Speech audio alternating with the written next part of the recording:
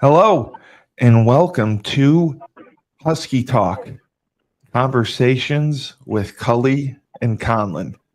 I am your host, the best podcast host in the universe, Steve Cully.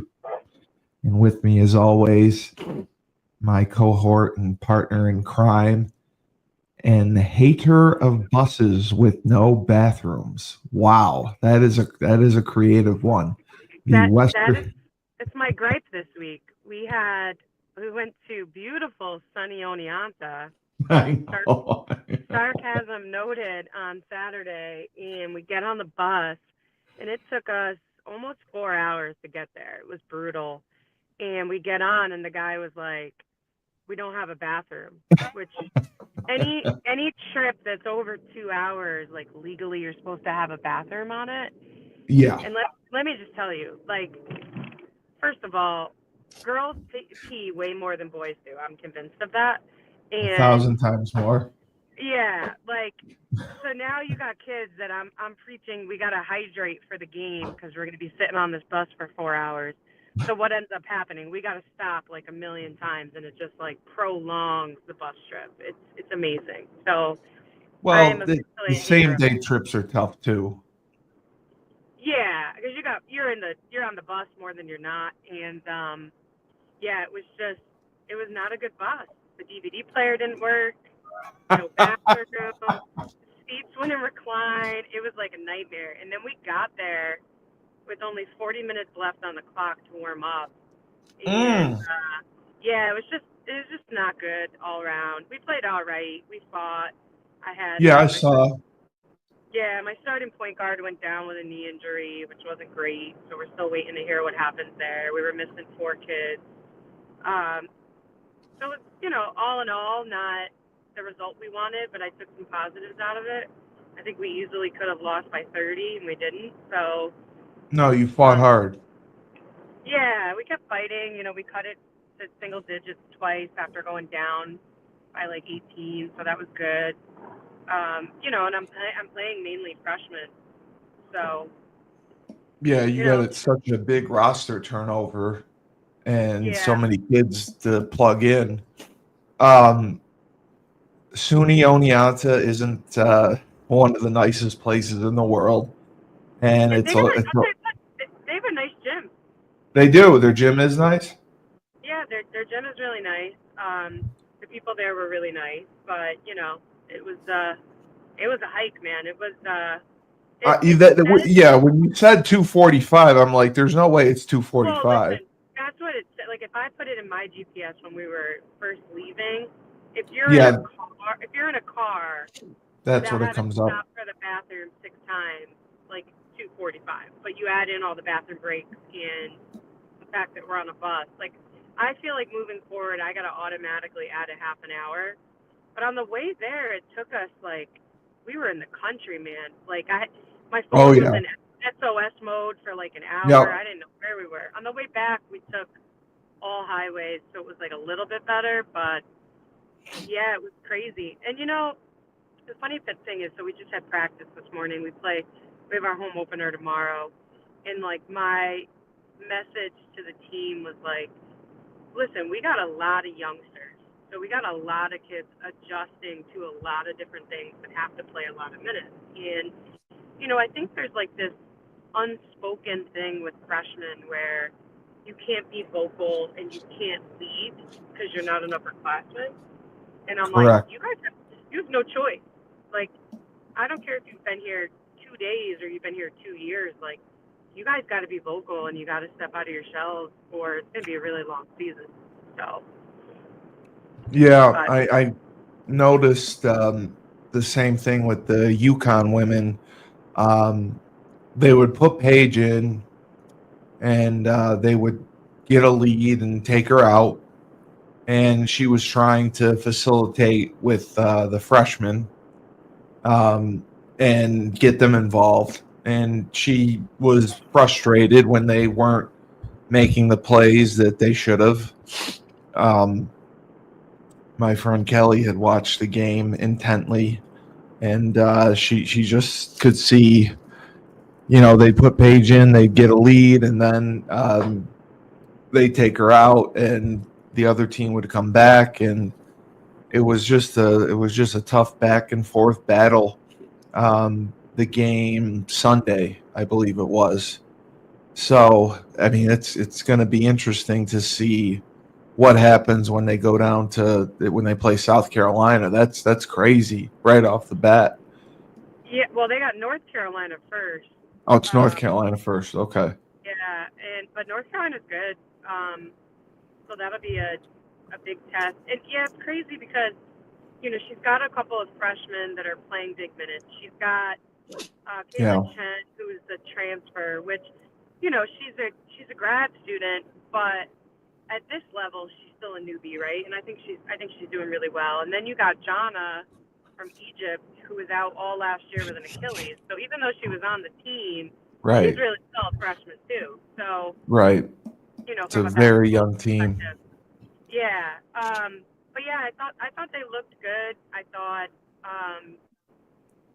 everybody did some really good things the other day, and that's what you want early on. I mean, I think unfortunately for Paige, until she can get some of her classmates and upperclassmen back, um, it's going to Yeah, be a little. like AZ, like AZ's a big part of it. Yeah, you got Az, you got Aubrey Griffin, you got Caroline Ducharme. So you still got some upperclassmen that aren't, back, and I don't know what the timetable is for them, but anytime you can get, and then the whole thing is like, all right, well, now they haven't played in a long time, and how do they adjust? So it'll be an interesting year. I mean, listen, none of it really matters until March, anyways, right? So, No, no, no. And they um, should be fine in the Big East, right? In the conference. yeah, I mean, there's a couple of good teams in the conference, that are returning some people. Their out of conference schedule is tough, Yeah. but you know, they should be all right. I have faith that they'll string it together. I mean, you know, no one's going to play as hard as them and execute as well. It'll just be a matter of, if some of these youngsters start playing like upperclassmen really fast. Yeah, David mentioned that just by talking with you, he can see leadership qualities and life qualities that were instilled in you from an early age that have transpired and taken place and have put you where you are. Gino really sets you up for life, like with everything, all his messages, everything he preaches as a coach. And I that was very interesting to see. Um, what did you take away from your first experience coaching at the college level? Um, did you start Well, fat? I know you coached at UConn, but I mean, running your own dairy is a little bit different. Did you feel you got off to a good start? Did you feel? yeah, I mean, so we Yeah. played three good quarters on Yep. Saturday. We came out strong in the first quarter. It was 14-14 after the first. The second quarter, the hard part is when you're missing kids, and some of those kids, like we were missing one of our starting guards who's a senior, and I think that leadership from a basketball perspective, it's a big gap, because she kind of steadies the game, and we didn't have her on Saturday. We'll have her back this week, which will be great. But when you have freshmen in key roles that have never experienced, like you go Yeah. from the high school level, and even though it's D3, it's a whole other gear, you know. And unfortunately for us, we have a lot of key kids that are freshmen, and they're going to do freshman stuff. So, it's hard when you don't have a really big returning core, which we don't have. I mean, it's really positive for the future, you know. As you flash forward 2 years from now, and those kids will all be upperclassmen, and they'll know the stuff, they'll know how to play, and it's nerves. Like we had one kid um, sub in that I thought was going to play really well, and she played horrible, but she looked scared. Like you're overwhelmed, and Yeah. she was injured, so she didn't play in the two scrimmages. So I think for me, it's like the hardest part right now. I think coaching at this level is that I'm so used to a certain standard, and Right. I've experienced it in the other two places I've coached, where when you come in, you got to kind of like revamp and reset a standard of how we do things, and how we cut and how we defend, and it's a lot for freshmen to come in, do that, and then be held to such a high standard. So I think that one of the greatest things that I learned at UConn, through Coach and CD and Tanya and Jamel is, the way you do anything is the way you do everything. So, Very that true. focus, that locked in mentality that you got to have at that level, like I have it in everything. You Um, do. but the game is so slow for me, even though it's fast, because of the amount of hours that I've put in and the standard that I've used to approach it. So it's hard to get kids to see things. Like this morning, I had to practice a little bit because we were missing a couple kids. And You had to get out there? yeah, and I'm making, and I don't even have my shoes tied, and I'm making passes where these kids are like, "Oh, coach," but I'm like, I already know where people are going to be open before they're even open, and it's just a matter of reps. It's just a matter of trying to see the game a little bit differently, and that doesn't matter what level you play at, right? Because that's all stuff that you can learn. Um, and I think like my big thing right now, and a couple of my mentors, which has been great the last couple of days, like I just got to be patient. Which is not a skill Yeah. that I possess. It's just I want success now, and sometimes it doesn't happen immediately. And I'm just preaching like if we could just get 1% better every day, like if you flash forward 30 days, you're 30% better. We all want that instant gratification. And you took on a job that was not the easiest situation to walk into. Yeah. And you're seeing what Division 3 life is like, Well, with the yeah, bus and and the and I got bathrooms. hired. I got hired late too, right? So like Yeah, these really late. these kids didn't even do anything for like 2-3 months from a basketball perspective. Like maybe some pickup here and there, but for the most part, it's we're a month in where most teams are 3 months in. So it's we're behind the eight ball a little bit, but like I said, I'm just staying positive. I think come January we'll be really dangerous if we can just really, like I said, focus on getting 1% better every day, um, and getting these kids to like even just something as simple as like remembering the read on the play or being patient.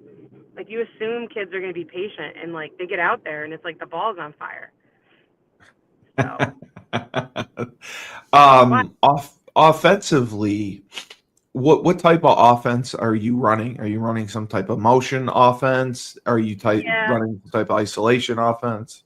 we run like positionless, so we're Yeah, trying to get them to just read and cut each other, and we have some one hitters if we're looking for a specific spot or to get someone a look that we want to get, but for the most part right now it's kind of like you know it's so understated, and we've talked about this before, but these kids come out and like from a skill perspective they're really strong, but in terms of like actually playing the game they're so far behind. Like something as simple as like you pass the ball, you got to move somewhere. Like you can't just stand there. You either yeah, got to screen, you got to cut. Like you would think that kids in college know how to do that, and they just don't yet. So it's like move. I have a 3-second rule. If you're standing in the same spot for 3 seconds, move. Go somewhere. It's stuff like that, and I'm trying to teach that in the offense because if we can get that down, then we can get into some different motions and plays where we can get very specific looks off of it. But right now, it's just move. Like, just yeah. move the ball, stop dribbling so much, which at times is frustrating, but we'll get there. Did you find that some of the girls were, besides the one, but the girls in general were hesitant to take shots? Oh my God. I said to my assistants and I were laughing the other day, we've been coaching together for quite a bit now. And I said, this is the first team I've ever coached where I have to tell kids to shoot. Like normally Right. it's the other way around. Like a kid takes a shot too early or like forces it. These kids the other day, we probably passed up 30 open shots. And They then we just get didn't want to take it. Yeah.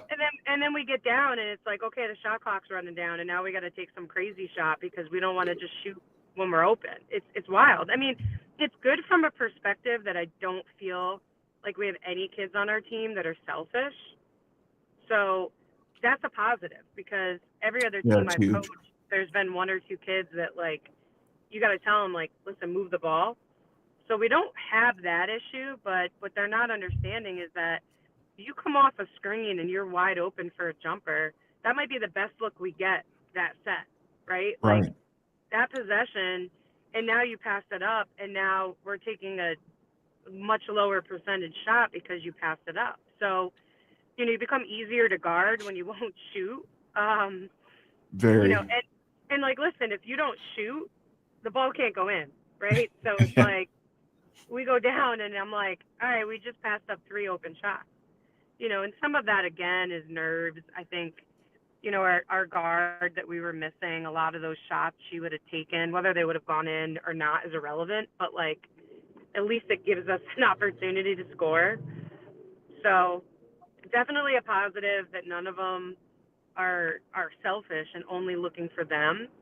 Because that's a whole other issue that you got to coach through, right? Like if you got one kid that's gunning it every single time they touch it, which I've had Big before, time. Yeah. and then everybody gets kind of down because they're like, as soon as the ball gets swinged, it's going up. But we don't have that. We have the opposite, where it's like, guys, shoot the ball. Like we can't score if we don't shoot. It's crazy. Yeah. Yeah. Did you guys travel well? Did the parents come? We had a couple of parents there. We had some people, some alum there. It was tough. It was because it was such a far drive, and we have kids that are from the total opposite side of the state. So you're talking like Yeah. a 5-hour drive for some parents. But, I'm looking forward. We got 2 home games this week, so I hope we get a decent crowd that comes out for those. Yeah. Yeah. Wednesday, right? Yeah, we play tomorrow. We play Mount St. Vincent, Oh, and then yes. we play, I believe, York College on Saturday. Yes. York College in Danbury. Yeah, I don't know where the heck it is. It's over the At border there. It's at the O'Neill Center in Danbury, Connecticut, which I have Oh been yeah, to.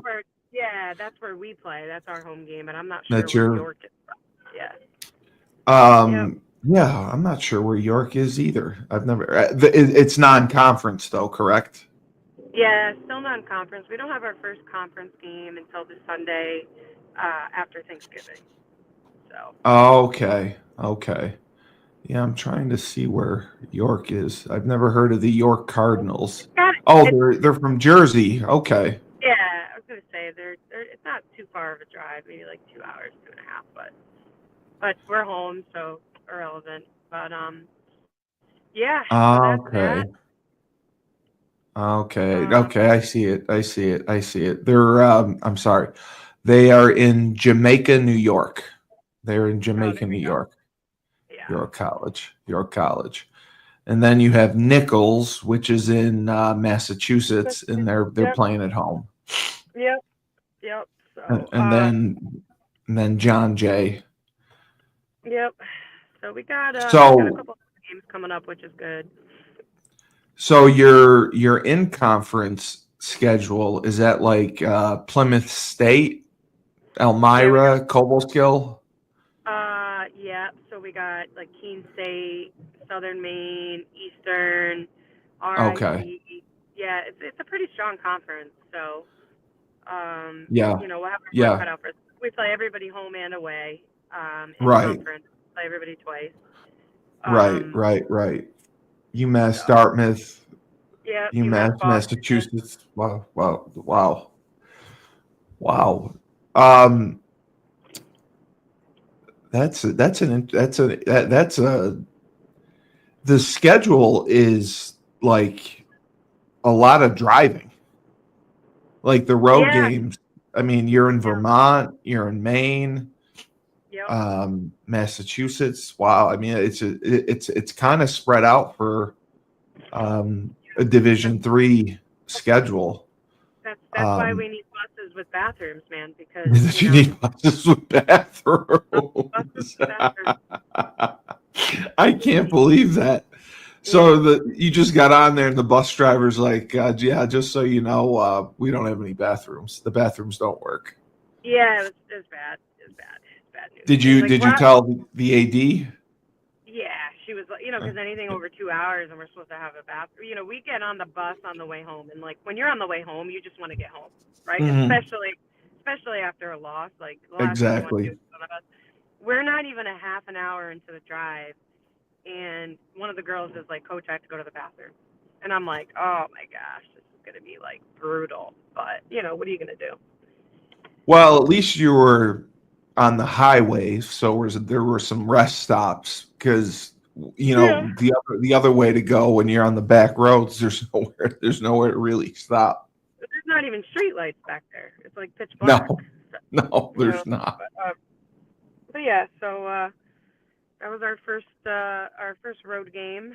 You're baptized. You're baptized. You're Yeah, now an official head coach. yep. It was funny because I was just like sitting there and I was like, oh man, this is the D3 life. We're just on a bus with no bathroom, driving 4 hours on a Saturday. It's great, but it's all good. I mean, those are the times when you get to chill with your teammates and you form bonds and stuff like that. So it's all good. But I felt the same way when I coached at Utica University when we were driving 3.5, 4 hours to Alfred University and back. I was like, never in my life would I yeah, picture going to Alfred twice in the yep, same season. It's like crazy. yeah. But I mean, so how did you get a 9:30 practice on a Tuesday? I mean, So that's we interesting. practiced 7 to 9. So we have there's like 1 week left of volleyball. So there's a home volleyball game tonight. So because we're hosting, the gym is not available later. So it's Okay. either like go practice for a half an hour the day before a game or go early. And like me personally, like, I mean, it stinks because I live like an hour away, but I'd Yeah. rather get in and get it over with and have the rest of the day than kind of just like hanging around. I mean, we technically could have practiced at 9 o'clock tonight, Yeah, but you want to do that. it's like I'd rather them rest their bodies for the rest of the day and feel nice and fresh tomorrow. So we actually did that last Friday. We practiced at 7 a.m. too. So it was it's interesting because you got the kids, like you can tell just some kids are just not morning people, and then some actually look a little bit better in the morning. They're like more alert. So it's Are, are they allowed to get something to eat before practice? Is there any way to get to the dining hall before yeah, I practice? mean, I don't know how many of them hit the dining hall at 6:30 this morning, but Yeah. because we watched film at 7, and then we went 7:15 to like 9:15 on the floor. So but I'm sure a bunch of them are heading over to the calf afterwards. Yeah, that's when you hit like a Quest bar and a Powerade, or a banana. Yeah. Right. Right. That is so true. That is so true. Because we went to morning practices, and I felt that. I mean, I like doing it better. I like doing it better because like this, it gets the kids off their feet the rest of the day, and Yep. they can take the night classes that they need, and it made things easier. But like I understand with you living an hour away, it is not easy. That is a lot. No, I mean I was driving there this morning and I was like, and it's still dark, because the sun hasn't Yeah, right. Because the daylight yet. savings. And we practiced until 7:30 last night, so I got home, had a Oh, and quick you're right dinner, back. and then right back. So, but yeah, listen, it is what it is. I don't mind getting up, and having the rest of my day too, because then it gives me the ability to do a lot of other stuff that I need to do. So, um, I don't want to practice at 7 a.m. every day because the problem for me too is that when I practice early, my assistants aren't there because they have jobs. So Correct. it's just me. Oh, so it's just you. Okay. Yeah, which is again isn't the end of the world. Like I'm highly capable of running practice, Hmm. but it's tough because you can't do split work. Right. where, you have guards on one end, posts on the other, because there's only one coach there to run it. So it's just a little bit different. I mean, today we did a bunch of scout stuff and, just kind of reiterated our plays and offenses that we put in, because I still struggle to get all the kids there, every day for practice. So, Yeah. it's not the easiest. So the If morning is nice because I get all the kids. Okay, so you do get all the kids. When you don't get all the kids, do you try to meet with them individually or meet with Yeah, them as a group and watch film and go over things with them yeah. when you What have the we've done time? is we've tried to record like a lot of stuff that we do at practice for the kids that aren't there, so they can go in Okay. and review what they've missed. Um, it's just funny. Like the other day, when I had to play some kids I normally maybe wouldn't have played as much on Saturday, and it's like three people know the play and then the other two don't. And like the funny part is we use Huddle, so that's Hmm. where all our video and stuff is. And I'll be like, you guys need to go in and review the stuff that we missed. And you So can I'll check and see who's well, watching too. well, that's the best part, right? So I rhetorically asked on Saturday, like, how many of you guys went in and reviewed all the stuff? Everybody's hand goes up, and I'm like, you guys are Yeah, lying. you're Like all some of lying.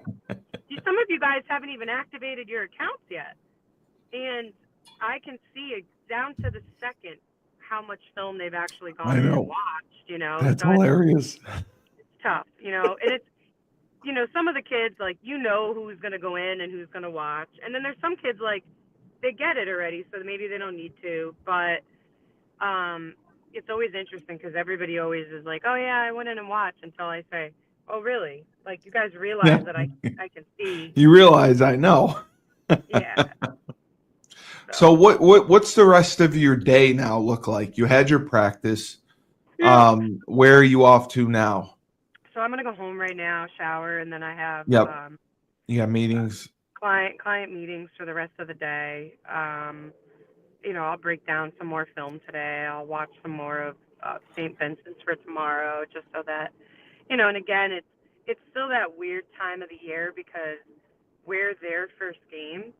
So, the scout that I'm basing it off of is from last year.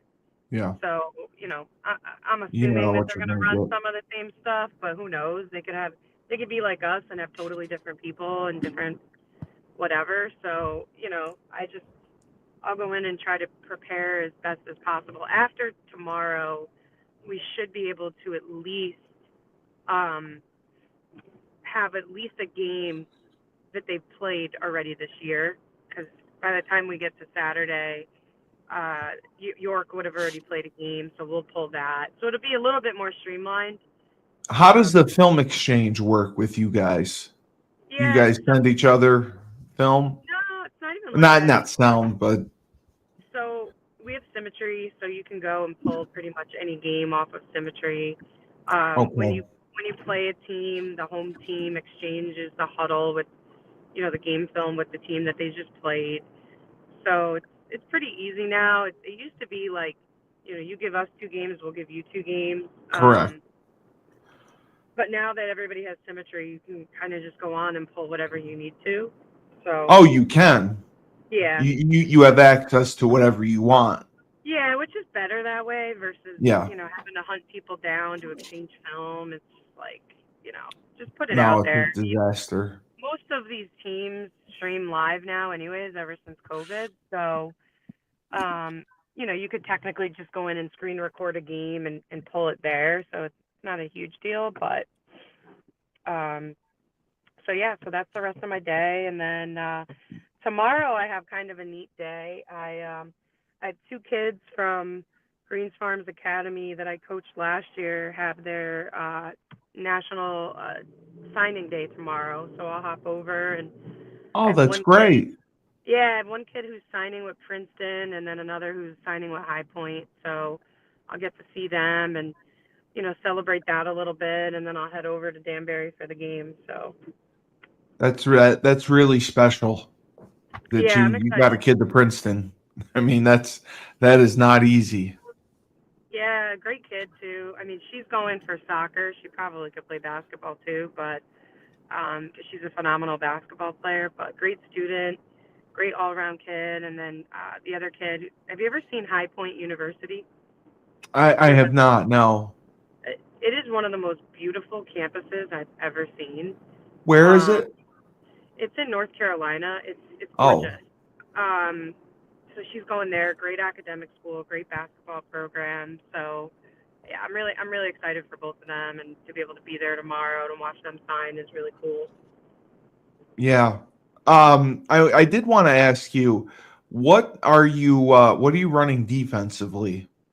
Are you playing Yeah, man? Are you playing yeah, zone? Are you pressing?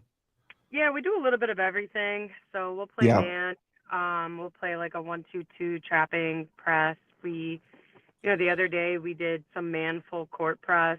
Um, it's a nice thing about having a lot of freshmen is you got young legs. We have a decent sized roster, so we can sub people in pretty quickly, try to get some stops and subs. So we'll run. I'm trying to get them right now to just offensively play faster.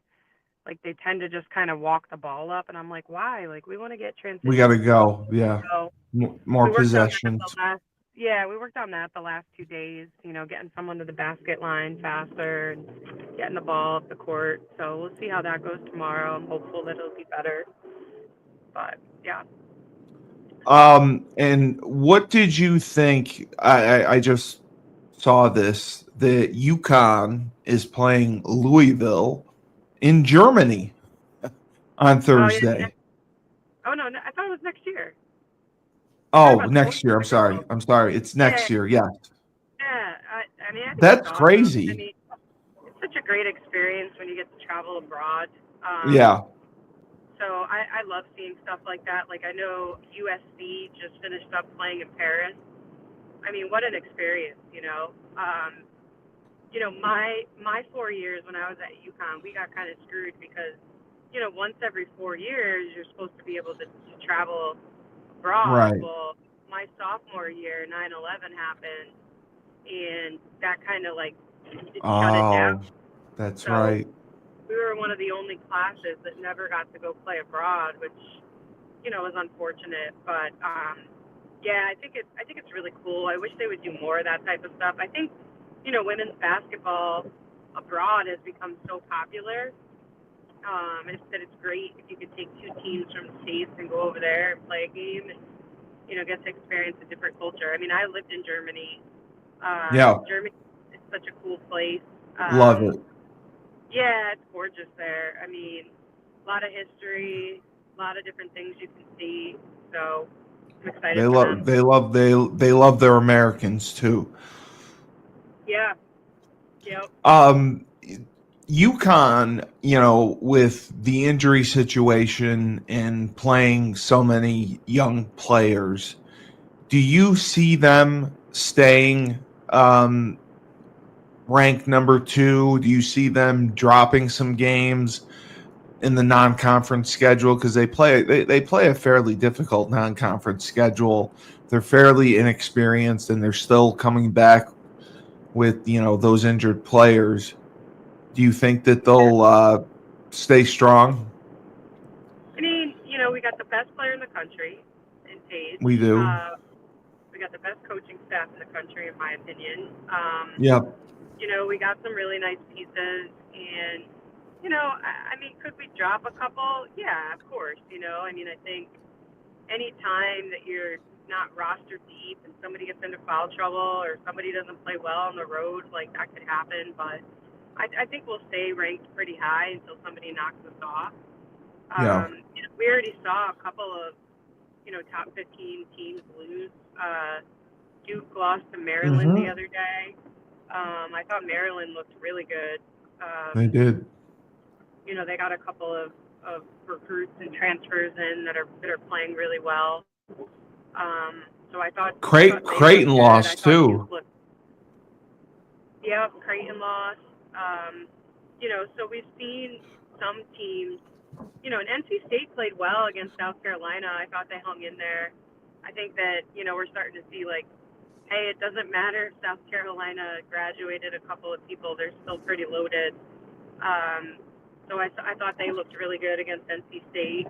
Um, they obviously graduated Camila Cardoza, but they had two other players step right into the mix and play really well. So I think they're another team. Like until they get knocked off, they're gonna just stay up there. And Gino is, I believe, one win away from tying the all-time record. Yeah, it's crazy because obviously they got to get through North Carolina, and if everything goes as planned, next Wednesday, when all of us are up there for his 40th, Yeah. on my birthday, he should be breaking it for the all-time winningest coach. So it should be a pretty special night. Either way, it'll be special because we'll be celebrating him and his CD and their 40th season. But it would be even more special if he becomes the all-time winningest coach with a bunch of us there in the stands. So I'm excited to get back there and support and just be a part of this amazing culture that they've built. No, I'm not familiar with, unfortunately, Tara Van Derver. Is that how you say her last name? Vanderveer. Yeah, Vanderveer. Vanderveer. Yep. Tara Vanderveer. What's her story? I mean, how long did she coach for? And do you know, like, did she retire recently, or was it something that happened a while Yeah. ago? No, last year was her last year. So, Okay.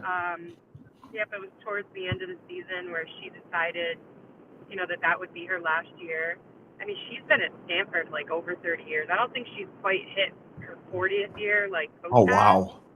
I would have to look that up. In fact, I'll do that right now because I'm interested. But yeah, I mean, she's been kind of a staple, and again, one of those coaches that has really just always been successful. And I thought it was Pat Summitt too. I didn't know it was her. Yeah, well, don't forget, Pat obviously. Had to step down. I forgot about that. Yeah. Yeah. Rest in peace. Obviously, she would for sure be right up there with them if she was still around or was able to coach a little bit longer. But yeah, it's just crazy. Some of these coaches, the amount of success that they've had at the same university for so long. Yeah, and we're going to see less and less of that. 38 seasons. That was her 38th season. Yeah. We're going to see less and less of that. Yep. Because athletic directors don't have patience, and the money is changing everything.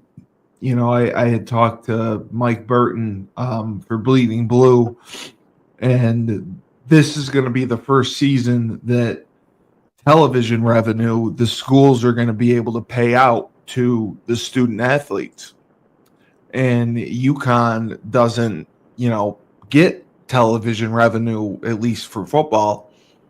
So he was saying, how challenging it's going to be because they're going to have to raise more money for the collective because they're not going to get the television revenue. It's $20 million capped a year that each school is going to get to spend on their athletic department, and that's what UConn isn't going to have.